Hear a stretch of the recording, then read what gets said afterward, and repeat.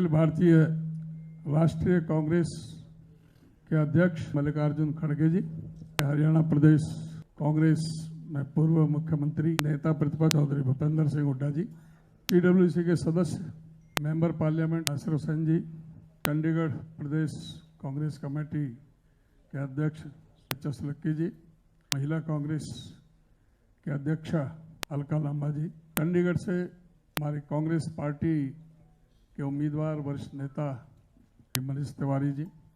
हरियाणा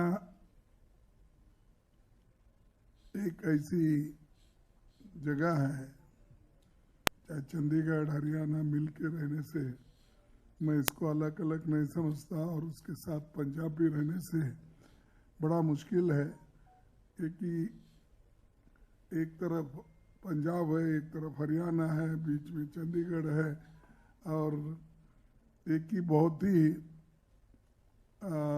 संपन्न स्टेटों में इसको भी गिना जाता है। लेकिन इतना संपन्न स्टेट होते हुए भी यहाँ पर भी अनएम्प्लॉयमेंट और यथास्थिति में बेरोजगारी के साथ महंगाई भी यहाँ पर भी है, सारे देश में भी है। यहाँ के बाहर के लोगों का तो ये समझ है कि यहाँ के सरकार के पास रिसोर्सेस बहुत है और अच्छी तरह से कोई किसी को बोझा न बनते हुए वो ठीक ढंग से सरकार चलाएंगे। लेकिन आज हम देख रहे हैं कि 2024 में इस राज्य के ऊपर कुल 70,000 करोड़ था कर्जा, 2014 तक था। 2014 और 2024 के बीच ये कर्ज बढ़कर 3,16,000 करोड़ रुपए हो गया। अब 4.5 हो गया। देखिए, तो इतना भयंकर डेट हरियाणा, जो संपन्न स्टेट के नाम से जाना जाता था, वो अभी कर्जे में डूब रहा है। हरियाणा हमेशा तरक्की के रास्ते पे चलने वाला, आज वो रास्ता आज की सरकार भूल गई है। और हमेशा मोदी साहब तो यही कहते हैं कि मेरी डबल इंजन की सरकार है, और डबल इंजन की सरकार सब कुछ कर सकती है। और बहुत उन्होंने अपने उपलब्धियां तो नहीं गिनते, जो उन्होंने डेवलपमेंट किया उसका तो आंकड़ा नहीं देते, लेकिन कांग्रेस को जरूर गालियां देते। कांग्रेस को 1947 से, जो जब तक नेहरू जी थे, लाल बहादुर से और इंदिरा गांधी जी थे, फिर उसके बाद में बीच में जब जनता गवर्नमेंट आई, उसके बाद में फिर राजीव गांधी जी आए, सोनिया गांधी और राजीव गांधी आए। आने के बाद इन्होंने जो डेवलप किया, जिसके बारे में तो वो कुछ नहीं बताते, लेकिन ये जो उनके 10 साल का है एडमिनिस्ट्रेशन, उसकी तारीफ बहुत करते हैं। मुझे समझ में नहीं आता कि मोदी साहब अपने डेवलपमेंट से वोट पूछने के बजाय कांग्रेस को क्यों बार बार गालियां देते, मुझे समझ में नहीं आया। टीवी में मैं जब थोड़ा सा फुर्सत मिलता है तो सुनने की कोशिश करता हूं। हर टीवी में अब उन्हीं का एडवर्टाइजमेंट है, और हर घंटे में हर टीवी में उनका चेहरा दिखाई देता है।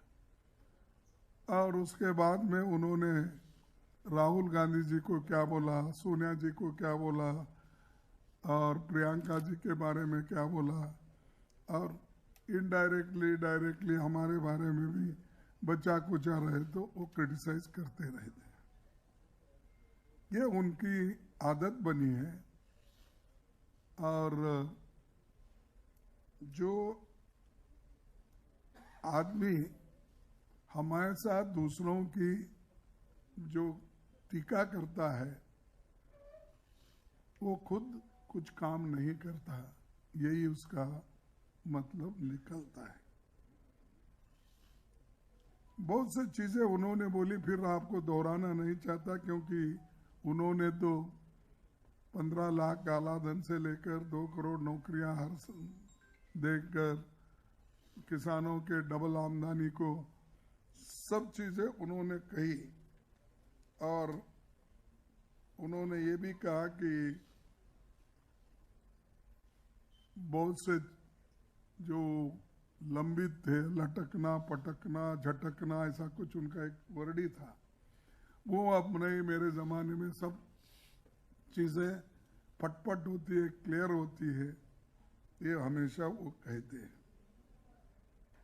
और ये हरियाणा जैसे स्टेट में जो हमेशा मशहूर है, हरियाणा की एक सेक्युलर स्टेट भी है, और उसके अलावा 36 बिरादरी के लोग,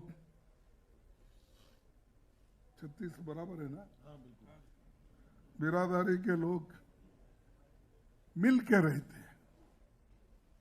कभी किसी से कोई झगड़ा नहीं, और एक दूसरे को भाई के जैसा चलते हैं।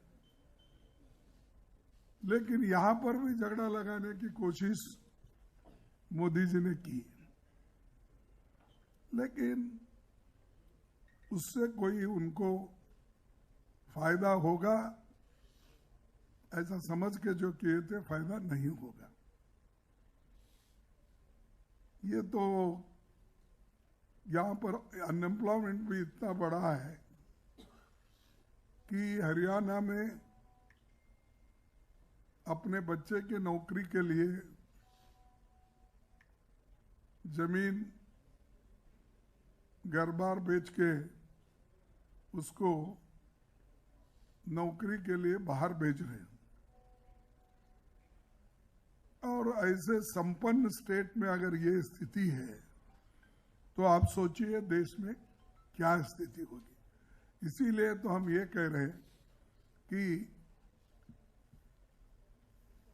हमारे लोगों को बेरोजगारी से बचाने के लिए और महंगाई जो बढ़ रही है उसको रोकने के लिए, कॉन्स्टिट्यूशन को बचाने के लिए और लोकतंत्र को मजबूत करने के लिए हम कोशिश कर रहे हैं, और उसी लिए हम अपनी कोशिशों के साथ लोगों को वोट मांग रहे हैं।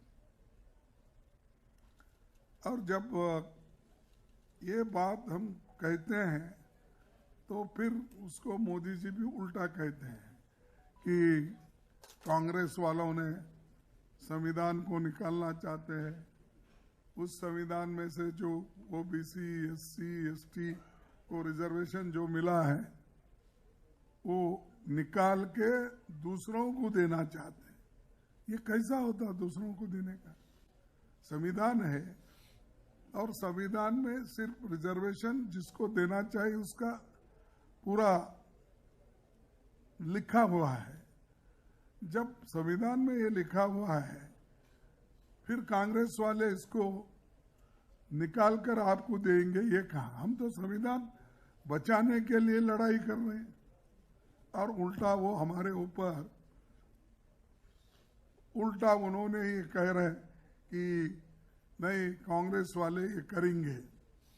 यहां तक भी उन्होंने ये कहा कि एक प्राइम मिनिस्टर, मैं देखा कि मैं भी अब 53 साल से मैं पॉलिटिक्स में हूं, और एक दिन में मैं घर में नहीं बैठा, किसी ना किसी तरह से मुझे एमएलए मिला, एमपी मिला, राज्यसभा मिला, फिर अब कांग्रेस प्रेसिडेंट भी हूँ। पहले ब्लॉक प्रेसिडेंट से मैं डीसीसी प्रेसिडेंट और वहाँ से पीसीसी प्रेसिडेंट होके अब इन लोगों ने मुझे एआईसीसी प्रेसिडेंट बनाया है। तो एक दिन भी मेरा ऐसा जायज नहीं गया, यानी तो मैंने देखा 53 साल में कईयों प्राइम मिनिस्टर्स को देखा और कईयों चीफ मिनिस्टर्स को भी देखा, कोई ऐसा नहीं बोला जैसा मोदी साहब बोल रहे हैं। क्या बोल रहे हैं मोदी साहब? देखो, वो जातीय जनगणना करके आपका एक्सरे करेंगे घर का, घर में जो कुछ भी है सोना चांदी और आपके घर में जो भी संपत्ति है उसका बंटवारा करेंगे। अरे हम तो 55 साल हुकूमत किए, कभी किसी के पास छीन लेके हमने किया? किसी का मंगलसूत्र हमने छीना? लेकिन प्राइम मिनिस्टर ऐसा बोलते हैं तो मुझे अजब लगा। और मनुष्य को कम से कम ये ज्ञान होना चाहिए कि क्या इमीडिएटली जो संविधान हमारे पास है उसके तहत जब हम सभी लोग चलने की कोशिश कर रहे हैं और उन्होंने उसके खिलाफ चल रहे, तो ये जो कहना कि एक्सरे करके तुम्हारे घर में सोना है, आधा सोना लेंगे, अगर आपके घर में 2 एकड़ जमीन है तो 1 एकड़ जमीन दूसरों को दिलाएंगे। और यहाँ तक भी बोले, मैं अहमदाबाद में था तब उनकी भी एक रैली चल रही थी और मेरी एक रैली भी उधर चल रही थी। वहां तो उन्होंने अजब कर दिया, अजब गजब क्या बोलते हैं, कर दिया। क्या है? देखो मेरे गुजराती भाइयों, आपको दूध देने वाले गाय भैंस ये जो भी है और अमूल को आपने जो दूध बेच के अपने घर चलाते हो, तो कांग्रेस वाले सत्ता में आएंगे तो आपके पास अगर 2 भैंस है तो 1 भैंस मुसलमानों को देंगे। आप सुने होंगे, पढ़े होंगे या देखे होंगे। तो ऐसा प्राइम मिनिस्टर बोलता है, मेरे को ताजुब लगा। तुम्हारे भैंस, तुम्हारी मंगलसूत्र, तुम्हारा सोना चांदी, ये सब ऐसा बोल बोल के कितने दिन बेवकूफ बनाएंगे आप? पहले तो बनाए आप बेवकूफ, जो 15 लाख काला धन ला के सबको दे तुम बोले, फिर 2 करोड़ नौकरियां हर साल दे तुम बोले, ये एमएसपी देने की गारंटी बोले, फिर डबल इनकम किसानों का बोले, सब चीजें बोले, एक भी नहीं करे। उसीलिए मैं हमेशा उनको बोलता हूँ, झूठ मत बोलिए साहब, जो लोग समझदार है। आप इतना झूठ बोले तो लोग थोड़ी ही आपको मदद करेंगे। हुआ 10 साल तो मिले आपको जो करना था वो तो सत्यानाश कर दी। आपने ये भी कहा था सबका साथ सबका विकास, लेकिन सबका साथ तो लिए, लेकिन विकास किसका नहीं किए, सिर्फ वो सबका सत्यानाश कर दिए, क्योंकि डिमोनेटाइजेशन करके सत्यानाश किए। और यहाँ पर तो लोग नौकरी लिए जो तरसते, हमारे हरियाणा में 1-2 अगर बच्चे हैं उनको, तो एक बच्चा मिलिट्री में रहता है, एक बच्चा घर का किसान का काम करता है, तो उनको भी उन्होंने गुमराह कर दिया। पंजाब में भी वैसा ही हो, उन्होंने उन बच्चों को ये अपना अग्निवीर का लालच बताया 4 साल के लिए। 4 साल के बाद वो क्या करना चाहिए? तो ऐसे चीजें उन्होंने युवाओं को बोलकर अपनी जो चाल चलना था चले। तो अग्निवीर 4 साल के था, अब उसके बाद बेकार होकर रास्ते पे आए। अगर वो मिलिट्री में भर्ती करते थे, जितने वैकेंसीज है उस पर, तो वो परमानेंट रहते थे। उनको वॉलंटरी रिटायरमेंट मिलता था और उनको पेंशन मिलता था। ये सब खत्म किए मोदी साहब। इसीलिए लोग बड़े परेशान हैं। अगर हम सत्ता पे आएंगे, ये अग्निवीर को निकालेंगे, परमानेंट मिलिट्री में भर्ती करने का काम करेंगे। हमारे जो 5 न्याय है और 25 गारंटी है, हम करके दिखाएंगे। और इसको गठबंधन के जितने भी हमारे पार्टनर्स हैं वो भी हमको साथ दे रहे, और हम दोनों मिलके बहुत से जगह लड़ रहे हैं। इसीलिए कि जो मोदी जी कर रहे हैं वो ठीक नहीं है, ये सबको तो पता चल रहा है। और एक बात आपको तो मालूम है, हमारे बहुत से नेता लोग जब घर घर जाते हैं या गलियों में भाषण करते हैं कि नारी न्याय स्कीम, जो एक महिला घर में सबसे बड़ी होती है, घर चलाती है, उसको 1 लाख रुपए सालाना देने का हमने वायदा किया है, वो निभाएंगे। पक्की नौकरी देने का वायदा किया है, हम निभाएंगे। और 30 लाख वैकेंसी सेंट्रल गवर्नमेंट में खाली है, और हरियाणा में 2 लाख से ज्यादा खाली है स्टेट में। आप सोचिए, ऐसा हर स्टेट का अगर आकलन करेंगे, आपको मालूम है कितने लाख वैकेंसीज है, और वो क्यों भर्ती नहीं हो रही, क्यों नहीं कर रहे। पहले ये जो खाली है ये तो करो, वो भी नहीं कर रहे। इसीलिए हम आएंगे तो ये जरूर करेंगे, पहले जितने भी खाली वैकेंसीज है वो भर्ती करेंगे। अब नरेगा स्कीम एक बहुत बड़ा स्कीम जो सोनिया गांधी जी ने और मनमोहन सिंह जी ने लाया था, तो उसकी जो मजदूरी है कम है। तो हम सत्ता में अगर हमको जनाधार मिला या जनता आशीर्वाद की, तो हम जरूर उसको 400 रुपए डेली बनाएंगे, और उसके दिन भी हम बढ़ाएंगे।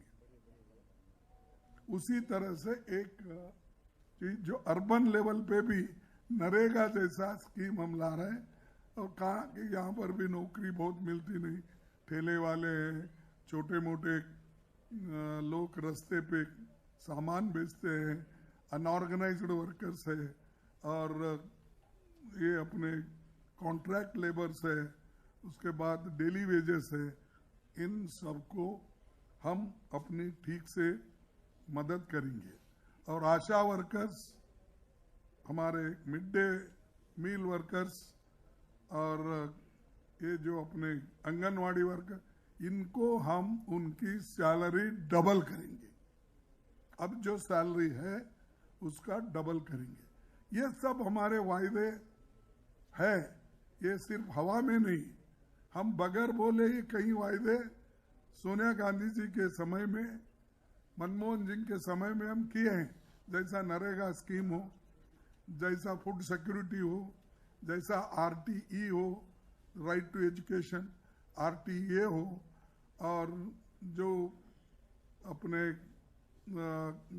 फॉरेस्ट एक्ट हमने बनाकर जो वहाँ के आदिवासियों को दिया है, ऐसे सब चीजें बगैर पूछे हमने की।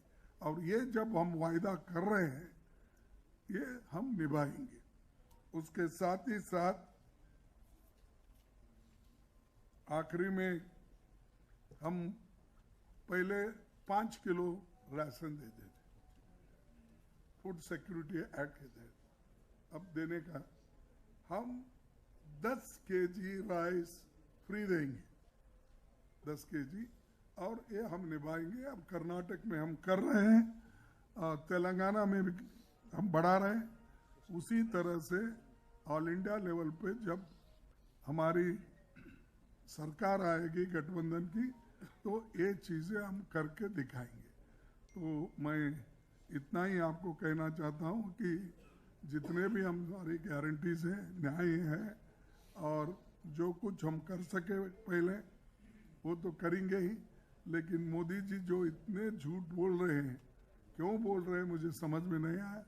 क्योंकि उनकी सरकार आने वाली नहीं है, उतना नंबर उनको नहीं मिल रहा, इसीलिए हर जगह टीका टिप्पणी करते वो फिर रहे और कोई डेवलपमेंट की बात कर रहे नहीं। तो इसीलिए हम चाहते हैं कि आपके माध्यम से इस बार गठबंधन को भारी बहुमत देके देश में प्रॉस्पेरिटी लाई है, देश में शांति लाई है और देश में एकता की भावना रख के लोगों को आगे बढ़ने का मौका दीजिए। जैसा अध्यक्ष जी ने कहा, इन्होंने गारंटी दी और 5 जो बात कही है, जो अधिकार की बात कही है, वो सब कांग्रेस जो करने जा रही है। हरियाणा की खास तौर पे जो प्रदेश 2014 में प्रति व्यक्ति आय, प्रति व्यक्ति निवेश, नौकरी देने में, कानून व्यवस्था में, खेल खिलाड़ियों में नंबर 1 था, आज आप स्वयं देख रहे हैं, आज नंबर 1 हो गया बेरोजगारी में और महंगाई में। और खेल खिलाड़ियों को देखा आपने, हमारी जब पहलवान बेटियों का किस तरह उससे सलूक हुआ, अब तक न्याय नहीं मिला उनको, उनके टिकटें दी जा रही हैं। तो इस प्रकार से जो आज खड़गे साहब ने वहाँ जगाधरी में बड़ी भारी पब्लिक मीटिंग थी, तफसील में बताया है और लोगों ने बहुत ही जन समर्थन वहाँ मिल रहा है। और जिस हिसाब से पूरे हरियाणा में जन समर्थन मिला है, हम घूम रहे हैं, उसके हिसाब से मैं कह सकता हूँ कि कांग्रेस के पक्ष में लहर चल रही है। और जब किसी पार्टी के पक्ष में लहर चलती है तो क्लीन स्वीप करता है हरियाणा में, ये हरियाणा का इतिहास रहा है। 10 की 10 इधर भी देते हैं, 10 की 10 इधर भी देते हैं, तो कांग्रेस का क्लीन स्वीप आने जा रहा है। मैं सिर्फ 2 चीजें आपके समक्ष रखना चाहता हूं। सम्मानित खड़गे जी ने ये कहा कि प्रधानमंत्री श्री नरेंद्र मोदी ये कहते हैं कि उनकी 2 इंजन की सरकार है। चंडीगढ़ में उनकी 4 इंजन की सरकार थी, ऊपर गृह मंत्री, नीचे राज्यपाल, उनकी सांसद, 8 वर्ष उनका चंडीगढ़ की कॉरपोरेशन पे कब्जा। और पिछले 10 वर्ष में भारतीय जनता पार्टी ने चंडीगढ़ के विकास के लिए कुछ भी नहीं किया। मैंने निरंतर और लगातार पिछले 22 दिन से जो भारतीय जनता पार्टी के प्रत्याशी हैं उनको खुली चुनौती दी है कि आप एक सार्वजनिक मंच पर आकर मुझसे बहस कीजिए और ये बताइए कि पिछले 10 वर्ष में आपने चंडीगढ़ के विकास के लिए एक भी काम ऐसा किया हो जिससे लोगों को राहत मिली हो। पर वो बहस से भागते हैं और ये बात प्रमाणित करता है क्योंकि चंडीगढ़ एक पढ़ा लिखा शहर है, चंडीगढ़ एक बुद्धिजीवियों का शहर है कि भारतीय जनता पार्टी के पास कहने को कुछ भी नहीं है। और इसीलिए आज भारतीय जनता पार्टी चंडीगढ़ में लोगों द्वारा नकारी जा रही है और हम जहां जा रहे हैं हमको भारी जन समर्थन मिल रहा है।